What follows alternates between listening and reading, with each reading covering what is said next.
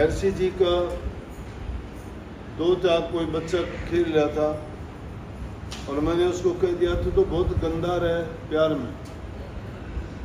मेरा महर्षि जी आके और कहने लगे, बोले फकीर खबरदार अगर आइंदा के लिए बच्चे को ऐसा बोले।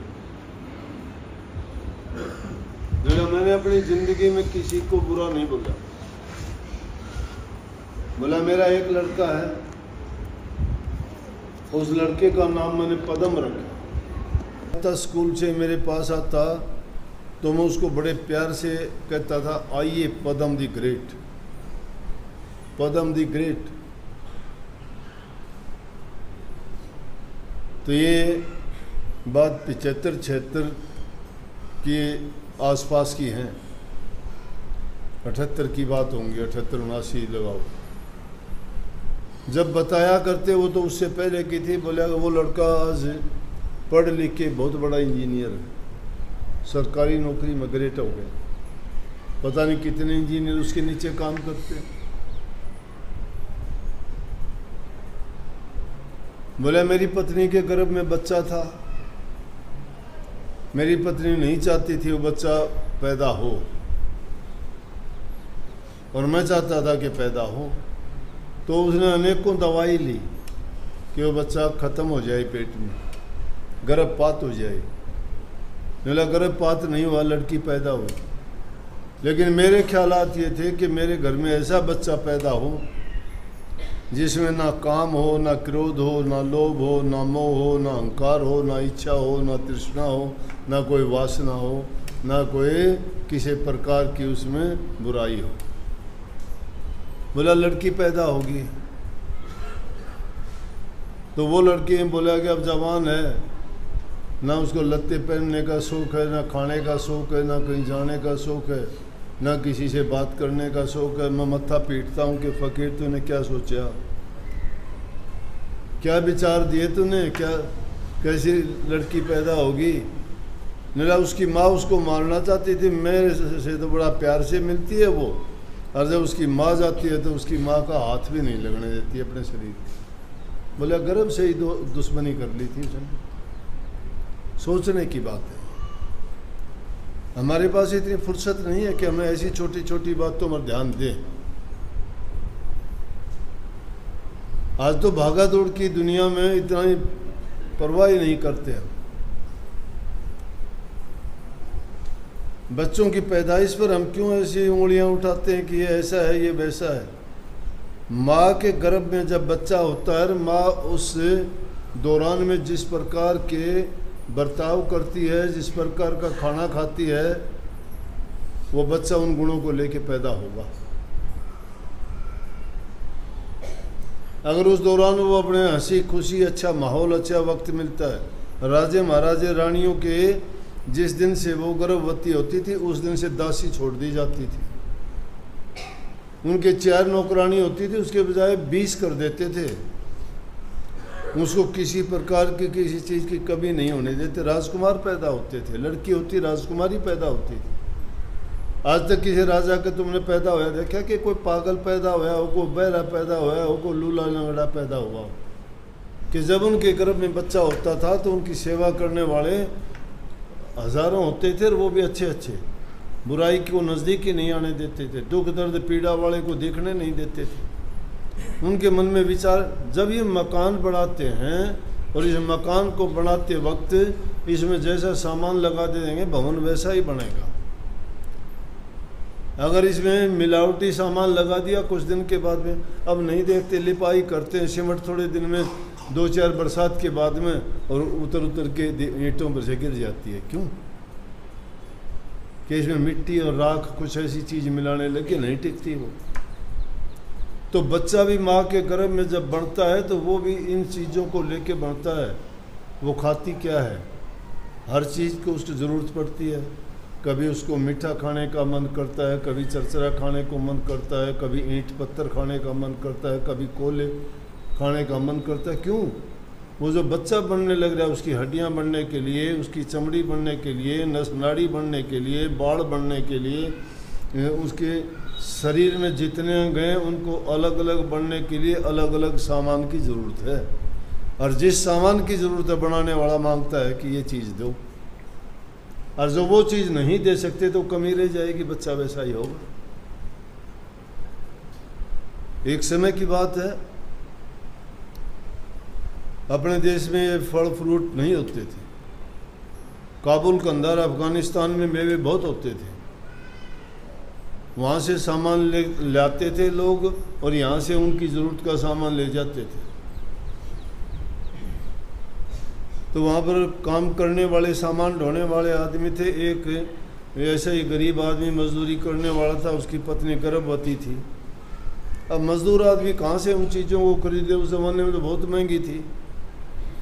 उसकी पत्नी बोली कि आप वहाँ काम करते हो, वहाँ तरह तरह के फ्रूट आते हैं, मेरा अनार खाने को मन करता है, सेब खाने को मन करता है मुझे, वो ला के। गरीब आदमी कैसे ला के, रोटी जिसको मुश्किल हो, दिहाड़ी करके गुजारा करता बेचारा, सामान ढोता पूरा दिन पीठ पे, जब कोई उसको 2 पैसे देते।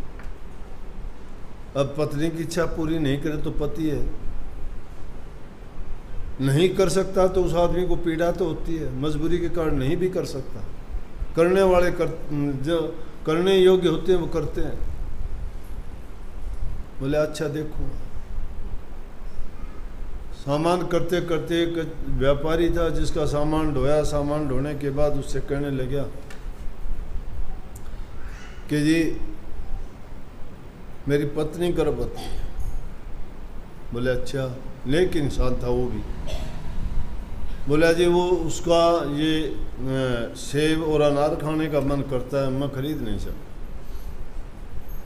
बोला कोई नहीं, तू काम करता है, दे देता हूँ, पैसे भी देने की जरूरत है, ले जा। और उसको ले जा के दे दे, फिर एक पूर्ण कर ले भाई।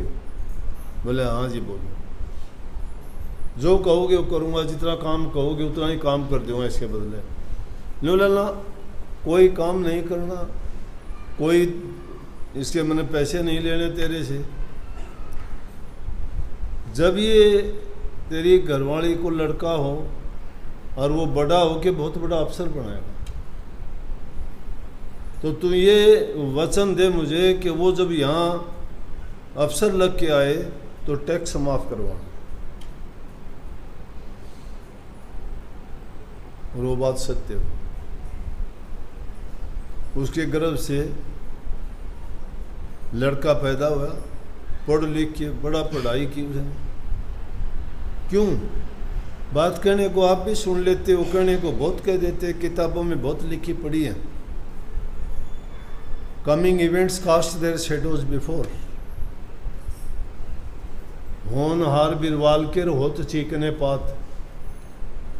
जो पौधा बड़ा बन के अच्छा पेड़ बनता है उसके पत्ते चिकने होते हैं और वो पहले ही दिखा देते हैं ये पेड़ बनने अच्छा पेड़ बनेगा। और जो शुरू में मुरझाए मुरझाए पत्ते हों, आधे जड़े से हों, बुझ जाएं, और किसके पेड़ बनेंगे। उस इंसान समझदार था, बोला कि जब इन चीज़ों की ज़रूरत उसको है तो कोई न कोई बहुत अच्छी रूह आएगी और वो बहुत बड़ा अफसर बनेगा। ये चीज़ें इंसान के जीवन में बहुत सोचने की बड़ी बातें हैं, रोज़मर्रा के जीवन में आती हैं, लेकिन हम कहाँ फुर्सत, कौन सोचता है इन बातों को। हमें तो फुर्सत नहीं मिलती लोगों की बुराई करने में, निंदा करने में, चुगली करने में, आपाधापी में, खुद के संवारने में, अच्छे खाने पीने में, मौज मस्ती करने में परवाह नहीं है इंसान को।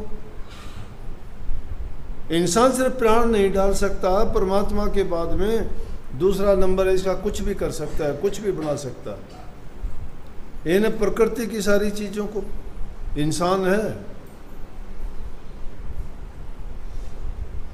पक्षियों की तरह उड़ना सीख लिया, आकाश में उड़ता है, पंख नहीं थी इसकी, सोच थी, उड़ता है। पनडुब्बियां बना ली, पानी की गहराइयों तक जाता है, कितने टाइम तक वहाँ रहता है। पानी का जीव नहीं था, 10 मिनट आदमी पानी के नीचे नहीं रह सकता। बुद्धि, ज्ञान, विवेक, समझ, सोच, उसके कारण इंसान ने सब कुछ कर लिया। लेकिन ये कभी सोचता नहीं इन चीज़ों की, और अगर गौर करो परमात्मा ने सब कुछ इंसान को दिया। तो इन चीज़ों का आने से पहले पता लग जाता है कि किस प्रकार का क्या होने वाला है।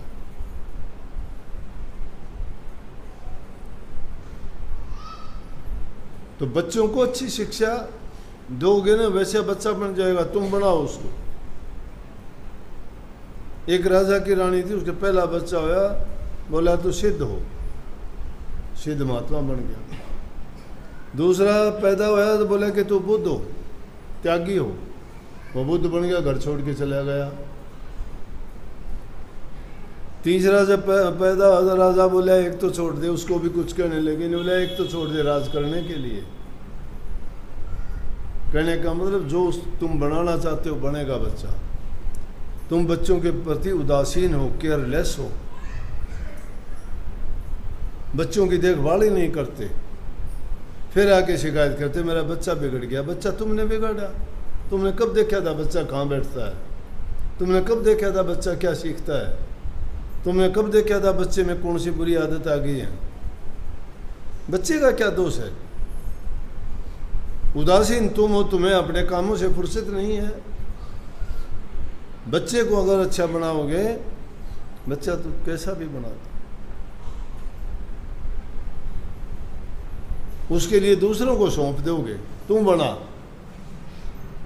पैदा होते ही 2 साल का सौंप दिया, प्ले स्कूल में जा, वो पढ़ाएंगे, हम नहीं पढ़ाएंगे। माँ बाप तुम हो, तुम सिखाओ, वो क्या सिखाएंगे? और बड़ा स्कूल में भेज दिया, अध्यापक की जिम्मेवारी लगा दी है, अध्यापक आप पढ़ाओगे।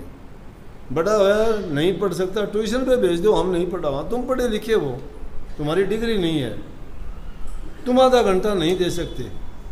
कोचिंग के लिए भेजते हो, तुम्हें पता है कोचिंग में क्या सीख के आते हैं, कौन पढ़ाता है, क्या पढ़ाता है, किसके साथ गया, किसके साथ बैठ के आ जाएगा।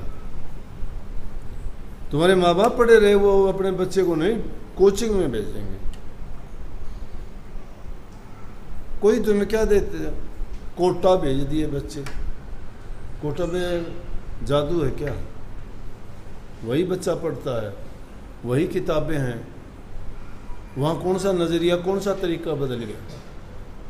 अरे तुम्हारी नज़रों के नीचे बच्चा रहेगा, तुम्हें पता लगेगा वो क्या क्या एक्टिविटीज़ करता है।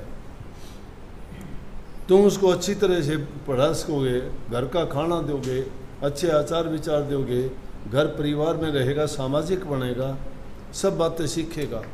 वहाँ क्या सीखेगा? तुमने घर से निकाल दिया, फिर तो उसके संस्कार दूसरों ने बनाए, तुमने नहीं बनाए। तुम्हारा हक नहीं रह जाता उसमें कुछ भी।